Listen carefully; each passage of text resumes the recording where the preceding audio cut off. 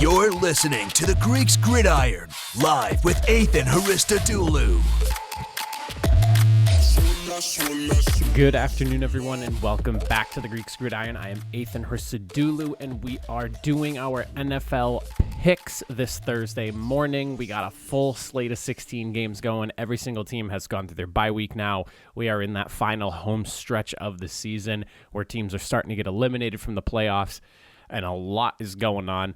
Really good matchups, some really important matchups that'll probably decide positioning in the playoffs here, starting with tonight's game between the Chargers and the Chiefs. So there's a lot for us to get into. So let's not take too much time here and cut right to the chase and start with our picks for the week. So I'm sitting at 120 and 86. Had a pretty strong week last week with predictions, going 10 and 4. Let's try to keep that rolling. Before we get going, make sure you like the video. Of course, if you enjoy what we're doing here, hit that subscribe button. And also, if you did not see, Urban Meyer out as head coach of the Jacksonville Jaguars. I have a State of the Jaguars video that's going to be coming out probably tomorrow or the day after, where I'll be discussing the Jaguars and just kind of where they are, along with a few other teams that are also eliminated from playoff contention already. But pretty surprising stuff. I was expecting it to probably go until the end of the season, but at this point, better sooner than later in this situation here. Just nothing good was coming out of it, so unbelievable stuff. But let's make some picks, shall we? Game number one, we got the Kansas City Chiefs taking on the LA Chargers in a pretty interesting divisional matchup, one that will pretty much decide the AFC East, at least for the time being. Should the Chargers win out, it gives them an opportunity to be that number one seed going into the AFC, or going into the playoffs for the AFC West. Not number one seed, but number one in their division, excuse me. This is a pretty good matchup here. Both teams are eighth in scoring at 27 points a game. Obviously, the Chargers' well-known, poorly ranked defense, they're actually not the worst in the league anymore, surprisingly enough. They're only 31st now, so some slight improvement there, but they do boast one of the best pass defenses. Meanwhile, it's kind of flipped when you look at what the Kansas City Chiefs do. They have a lesser pass defense in the league. They're ranked 26th. Meanwhile, their run defense is sitting at about 14th. So they're kind of like flip-flopped in what they are like with strengths and weaknesses on defense there. I think the biggest thing to look at here, though, is just how well the Kansas City Chiefs are able to convert their third downs. They are considered one of the best in the league. Actually, I believe they are the best. Yes, they are ranked at number one. They complete 52.2% of their third down conversions, so they are best in the league at getting it done on third down when it comes to keeping drives alive. That is something that the LA Chargers are going to need to keep in mind going into this game. Stopping them on third down is going to be vital for their success in this game. And when you look at the flip side on defense, the Chargers are actually ranked 32nd in the league in third down conversions allowed at 49.1%. So Chiefs, one of their strengths is one of the biggest weaknesses on defense for the Chargers here. I'm a little bit nervous for Chargers just because of injuries and things that they have going on. I have the injury report pulled up right here, and realistically speaking, there is just a lot going on for both of these teams in terms of uncertainty. The Chiefs are missing Chris Jones, L'Jarius Sneed, Willie Gay, Josh Gordon, and then they're also potentially going to be missing Andrew Wiley, their offensive guard as well. Meanwhile, Rashawn Slater, their offensive tackle, the rookie for the Chargers, is going to be out, and also there's questions on Austin Eckler, Derwin James, Asante Samuel Jr.'s. So there are a handful of injuries for both the teams that you have to watch. I believe, the betting is like -3 for Kansas City, so it's a pretty tightly knit game. I'm going to go with Kansas City on this one. I'm a little bit nervous for the Chargers, especially because they're missing their star offensive tackle. That really worries me. And also, this is not the same Kansas City team they ran into earlier this year. It seems that the Chiefs have kind of adjusted and gotten themselves in a better position as to where they were the first time these two teams met. I do give the slight edge to Kansas City, but this is totally a game where I could see the Chargers coming out on top as well and maybe getting their first sweep of the Chiefs since 2013. Next game up on the list, we are looking at the Raiders versus the Browns here. This is a Saturday afternoon game, I guess. Yeah, because this is the 4:30 game. The Browns are sitting at -3 for this one here. The over/under is actually at 40 points for this one, so a little bit of a lower number there.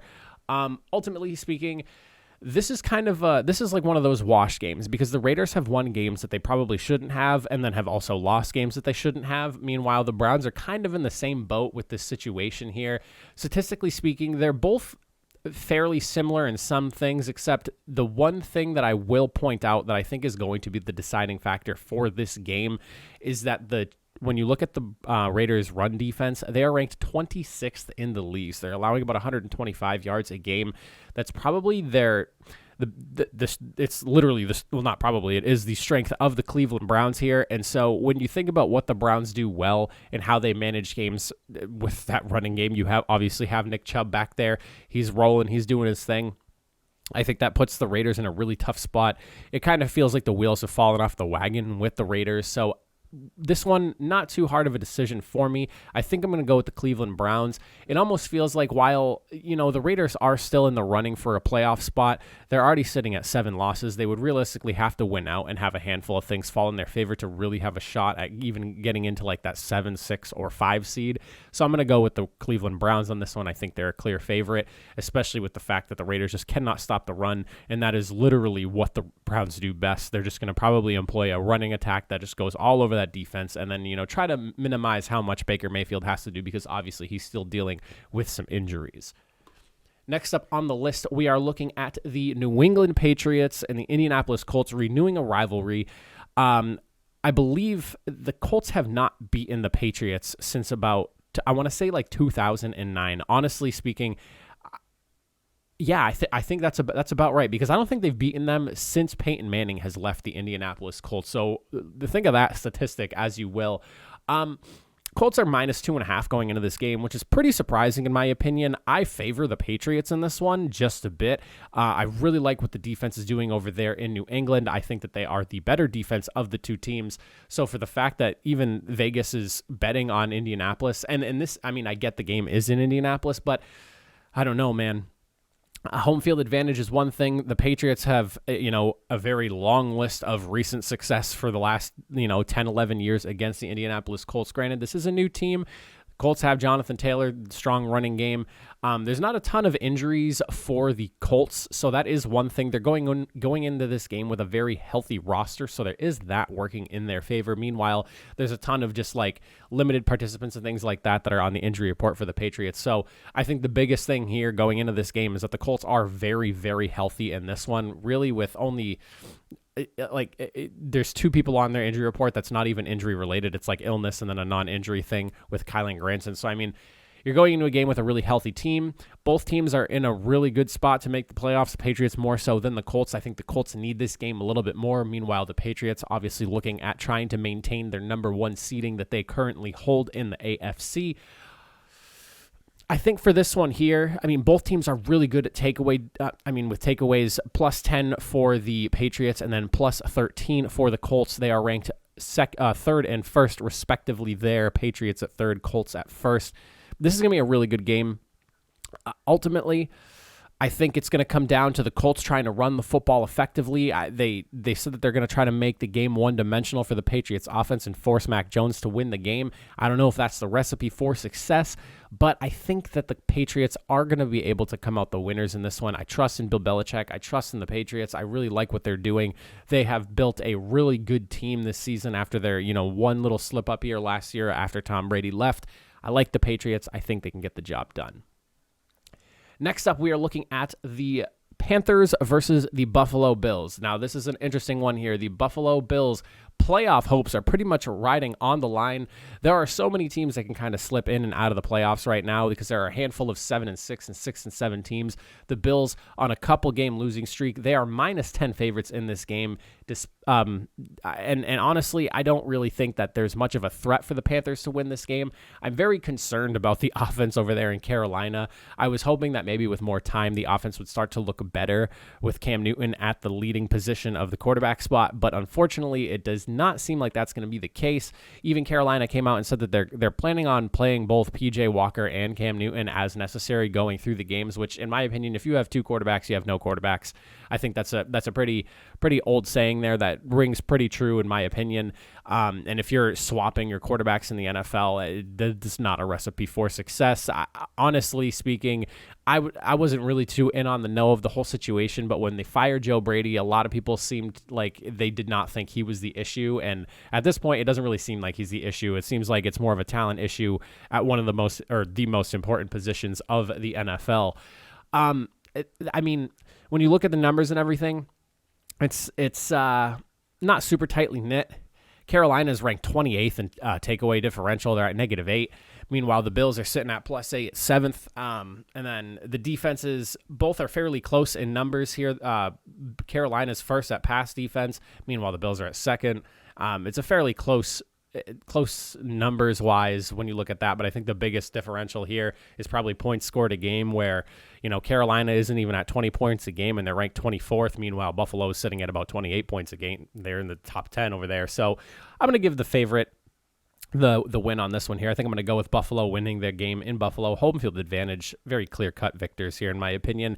It would be a shame for the Bills to drop this game, and hopefully they don't, but I expect them to come out a win, trying to keep their playoff hopes alive and move to 8-6. Next up, we have ourselves... Excuse me here, my computer keeps making these sounds. We have ourselves the Cincinnati Bengals taking on the Denver Broncos. Again, two teams with playoff hopes riding on basically how the rest of this AFC is going to kind of shake out here. Both teams are 7-6.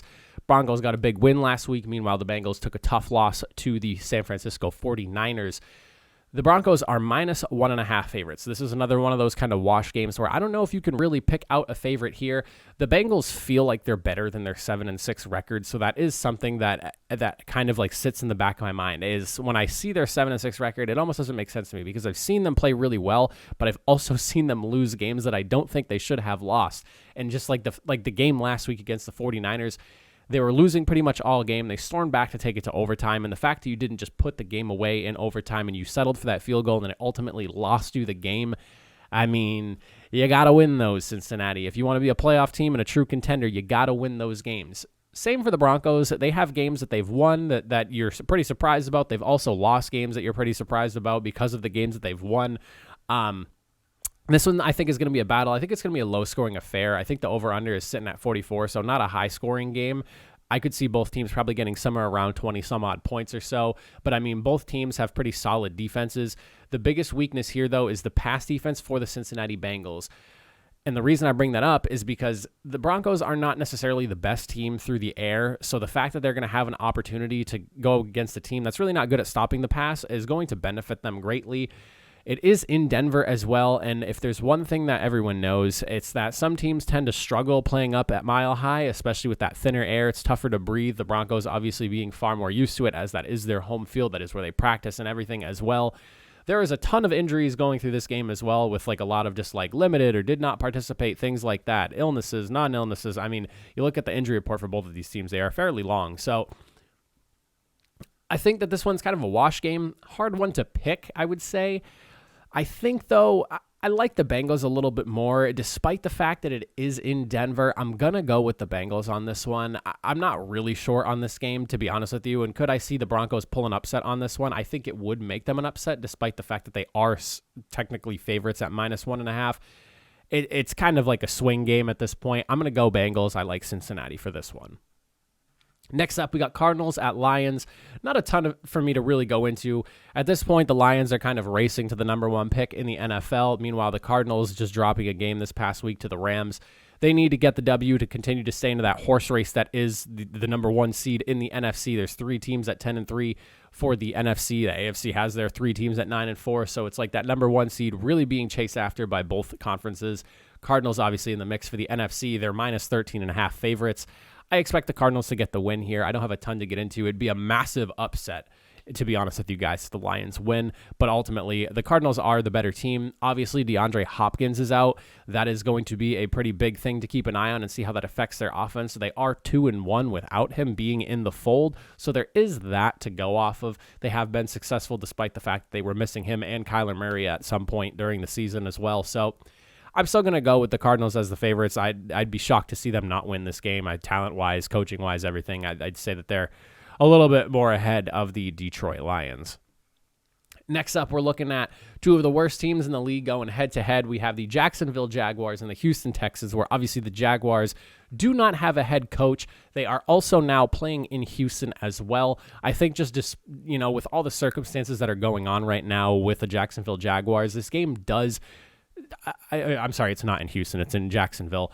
Regardless, though, I think with everything going on, all the drama that the Jaguars have been dealt with, the lack of talent, the lack of good coaching, and now who's going to take over the game, the Jaguars are -3.5 favorites for this game. I don't know if that's prior to the announcements of Urban Meyer and everything being changed. I'm actually going to double check that because I'm pretty curious to see if that's changed since last night. Let me see here.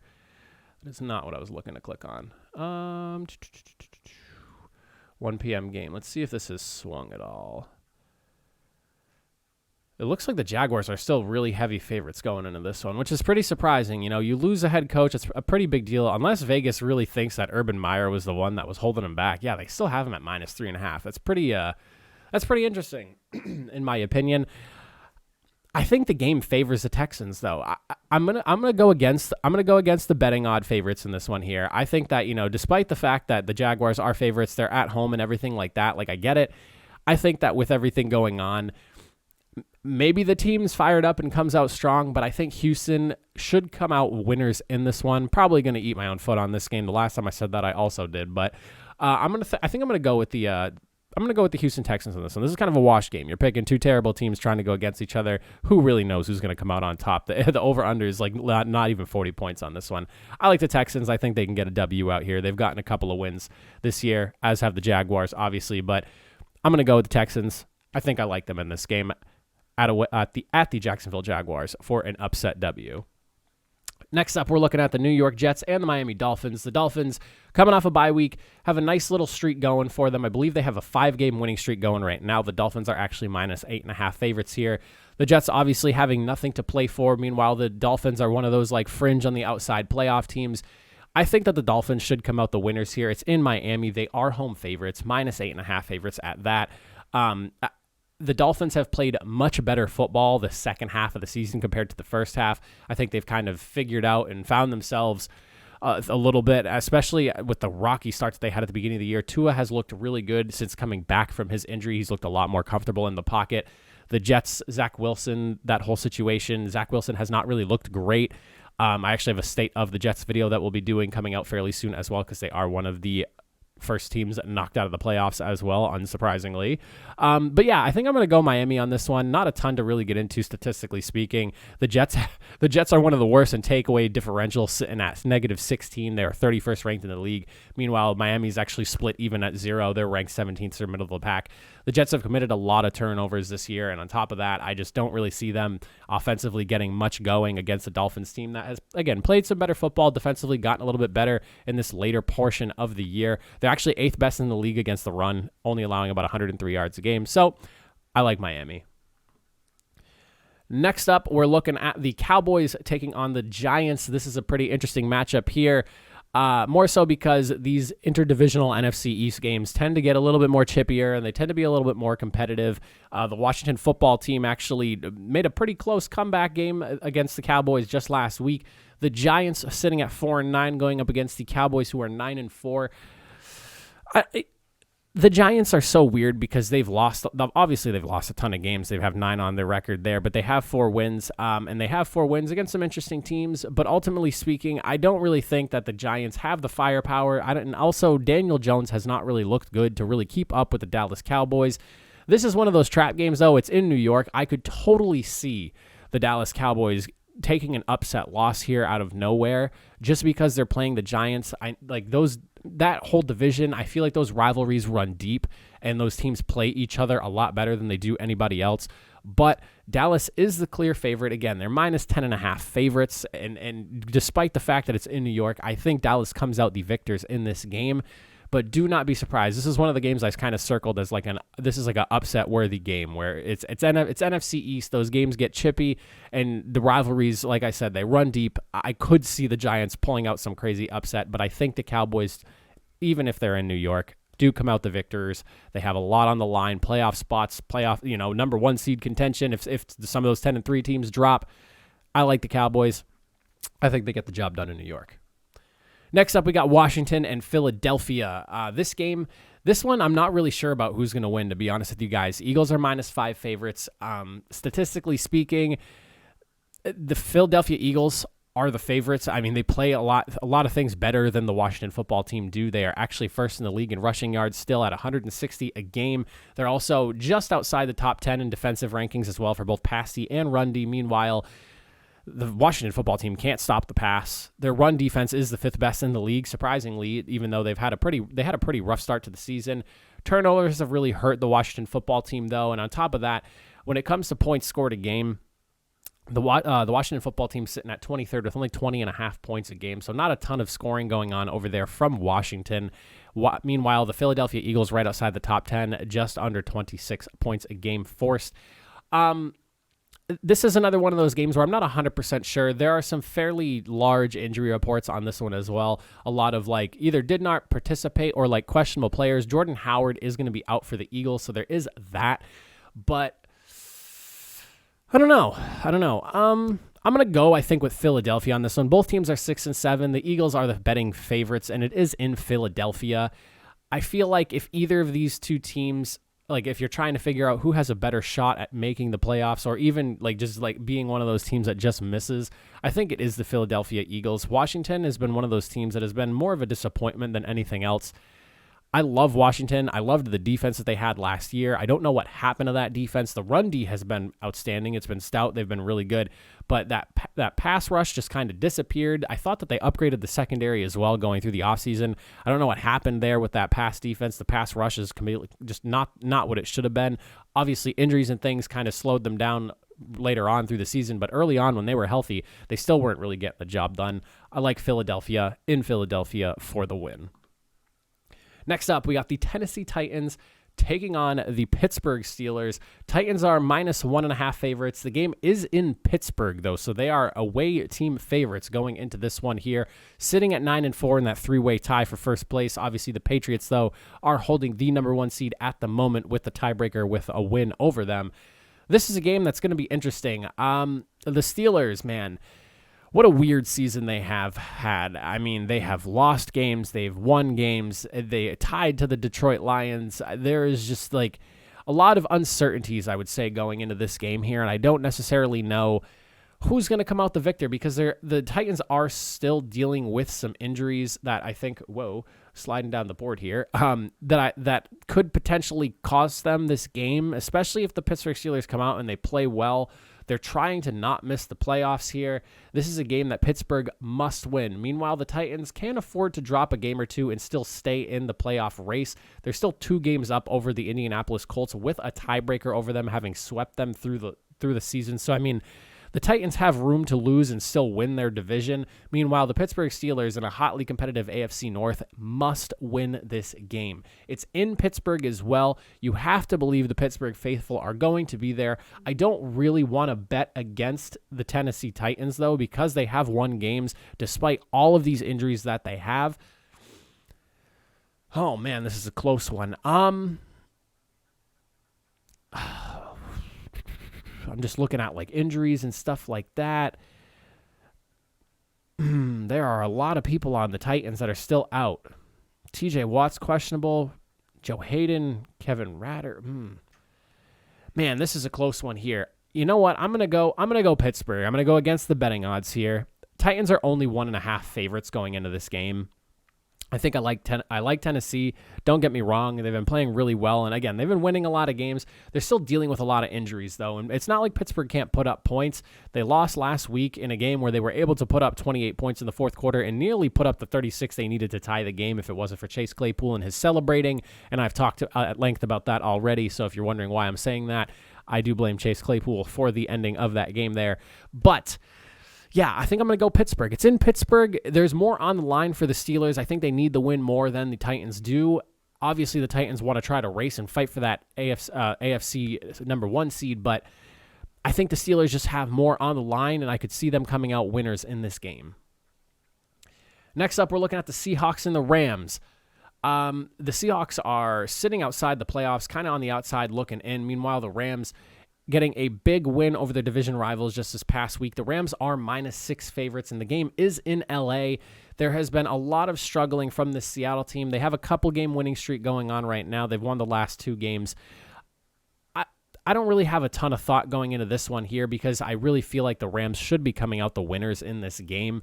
I would be shocked to see Seattle kind of turn around and win this game. Defensively, they have not been really good this year, and obviously offensively, they've been very wishy-washy and they have not been consistent. Even when Russell Wilson is under center, they have lost games that you would not have expected them to lose with Russell Wilson as their starting quarterback. I like the Rams going into this one, especially with the fact that it's in LA. The Rams are fighting to try to get into that number 1 seed spot. Obviously, there's 3 teams above them sitting at 10-3, but all they need is a loss and, a loss or 2 from some of those teams that are only 1 game ahead of them, and they have a good shot at locking in even just like a number 2 seed, so they could have more than likely home field advantages depending on how things shake out when the playoffs go through. But I like the Rams. I don't, as I'm saying this, it makes me less and less confident about it because the NFC West is one of those divisions where these teams play each other differently than they do anybody else. This is another one of those. Like the NFC East and the NFC West are those kind of divisions, and the Rams and Seahawks have an interesting history. I like the Rams, though. The Rams have won the last 5 or 4 of the last 5 that these two teams have played against each other. The Rams actually beat them this year too. So I'm gonna go with the Rams. I like the Rams in this game. I think Seattle's been struggling a lot, both offensively and defensively. The Rams kind of finding their stride last week, beating a tough divisional rival in the Arizona Cardinals. Give me LA. Next up, we got Packers and Ravens. This will be an interesting one because we don't necessarily know yet if Lamar Jackson is going to play. He suffered an ankle sprain last week against the Cleveland Browns. So if that is the case that he is not playing, obviously they're going to be starting a backup quarterback. The game is in Baltimore, but the Packers are -5 favorites going into this one here. If Lamar Jackson was in this game, I think it would make things a lot closer. I think, though, just with the uncertainty and also the fact that the Ravens are one of the worst pass defenses in the league and their secondary is completely obliterated right now, I think Green Bay could honestly be a heavier favorite than they already are at -5, and I'm sure that that's probably going to pull away. I could see them being a -6 or even closer to -7 come game time, especially if Lamar Jackson isn't going to play. I like the Packers going into this one into Baltimore. I think that Aaron Rodgers got pretty hot last week going up against the Bears defense that has been decent at times throughout the season and has played Green Bay fairly well. I stress fairly. But I do like the Packers going into this one here. I think they get the job done, taking advantage of a secondary that is just in ruins over there in Baltimore. And especially if Jackson's not in the game, forget about it. It's Packers all day. Next up, we got the Falcons at the 49ers. So the 49ers fighting for a playoff spot at 7-6. Meanwhile, the Falcons are also trying to keep themselves in the hunt at 6-7. It is in San Francisco. San Francisco is -9 for the spread here. The Falcons are a weird team, man. They've won. They have been like on the outside of the playoffs or just on the outside. And at some point, like the number 7 seed a few times going into this one, they have a fairly healthy roster. They do have some injuries that they're dealing with here. I think the loss or potential of not having Cordero Patterson might hurt them. I don't know. Is he still, that's an old injury report, actually. Let me pull this up here. We're looking at San Francisco and we're looking at Atlanta. Let's see here. So yeah, that is an old one. Okay. Yeah. This is a more updated one here. They do have some potential for a couple of missing players. Dante Fowler Jr. might be out for them. He's questionable. They do have a couple of players that are out as well. Meanwhile, when you're looking at the 49ers, they just have a bunch of questionable players, and you could probably trust that somebody like Fred Warner with the playoffs on the line is probably going to be in for San Francisco despite any crazy setback that he's dealt with through the week. I think I'm going to go with San Francisco in this game. There's not too much for me to really get into as far as these two teams go. I think San Francisco is a vastly better team than the Falcons, and especially it being at home. Despite the fact that people make jokes the 49ers don't really have a home field advantage because since they built that new stadium over there, they don't really win too often when they're at home. I do like the 49ers going into this one here. Just looking at the numbers and everything, I mean, the 49ers are a vastly better team than the Falcons are, statistically speaking. So with the playoffs on the line, I think that Kyle Shanahan, I also trust the veteran coach over the rookie coach more so than anything else. I'm going to go San Francisco for the W. Jimmy G and the boys getting it done. Next, we have ourselves the New Orleans Saints taking on the... That's interesting because I turned that down. We have ourselves the New Orleans Saints taking on the Tampa Bay Buccaneers. Now, for this game, The Buccaneers, clear-cut favorites in my opinion, especially with the fact that, the New Orleans Saints do not have a starting quarterback. Taysom Hill has not really been the best quarterback for their situation. They did get a win last week, but we've kind of seen how the New Orleans Saints have looked with Trevor Siemian and Taysom Hill at the starting quarterback position. They only have one win since they lost Jameis Winston earlier in the year.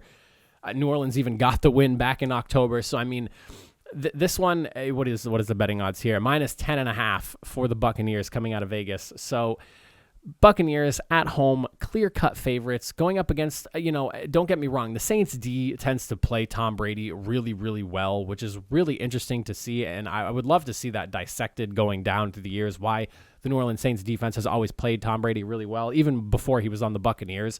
But you have Tampa Bay, they're first in scoring. They have they're first in passing yards a game. Meanwhile, when it comes to the defensive numbers of the Saints, they're 18th in the league and allowed. This is a game where there is a recipe for success for the Buccaneers, and if they can just throw the football all over the place, dominate them up front, I think that the Buccaneers, they are clear-cut favorites in this one here. They're at home as well. Playoffs on the line, number 1 seed on the line. They're one of those 10-3 teams that are fighting for the number 1 spot should the other teams around them take some L's. I like the Buccaneers. I think Tom Brady and the boys get it done over there in Tampa Bay. The Saints, dealing with so many injuries, are just having a hard time keeping it together, and I don't blame them. They have dealt with injury blows at some of the worst positions. I'm going to go with seeing Tampa Bay get a W for this game. And then the final one, the Monday Night Football game to wrap up our 16-game slate here for this week, our first since week 3. We got ourselves the Vikings taking on the Chicago Bears. The Vikings, man, they have been doing all that they can to stay into the hunt for the playoffs. Meanwhile, the Bears are pretty much this close to being knocked out of playoff contention. The Vikings are minus 3.5, despite the fact that the game's in Chicago. I like the Vikings a lot more than I do the Bears. I will say that the Bears did play the Packers fairly competitively up until the fourth quarter of that game last week. Or honestly, third quarter is when things really started to pull away, so I should say third. But, I don't believe in Matt Nagy, and that's probably the biggest reason why I'm going to go with the pick I do going into this game. I think the Vikings do get the job done. I'm not a fan of what they've got going on in Chicago right now. I love Justin Fields, and I love him trying to fight through the situation that he is in, but I think until the Bears move on and they get a new coach and they get a new system going over there in Chicago, I just don't see them. I don't see them doing too well going forward.